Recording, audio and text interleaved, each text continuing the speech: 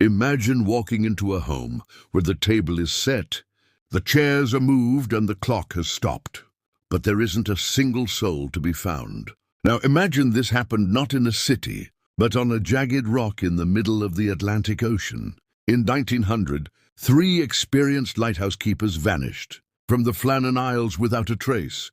No boat left the island, no bodies were ever recovered, and the only thing left behind was a logbook containing entries that defied reality.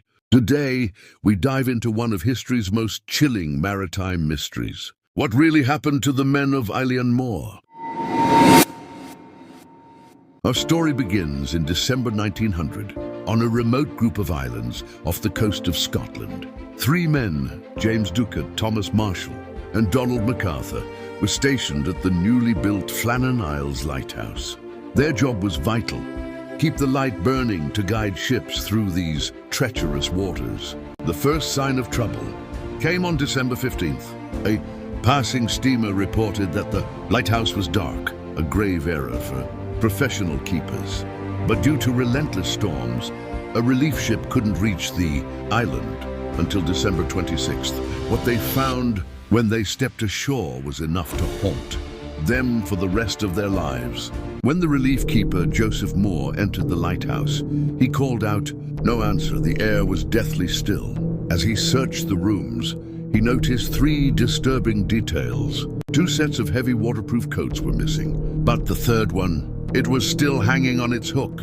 Why would a keeper go out into a brutal winter storm without his gear?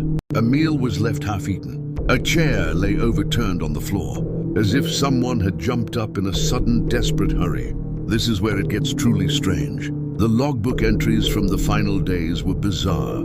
Thomas Marshall wrote on December 12th, about a storm such as I have never seen in 20 years. He noted that the lead keeper was very quiet and the third man was crying. But here's the catch. According to official weather records, the sea was calm on those days. The storms didn't hit until the 17th. Over the last century, dozens of theories have surfaced. Was it a double murder-suicide? Some believe one of the keepers lost his mind in the isolation, killed his colleagues, and threw himself into the sea. But there was no sign of a struggle. The most scientific theory is the rogue wave. It's possible that a freak, massive wave swept 2 of the men away from the landing platform. The third man, seeing this from inside, might have rushed out to help, forgetting his coat in the panic, only to be claimed by a second wave. Yet the locals whisper about something else. The Flannan Isles have long been called the other side.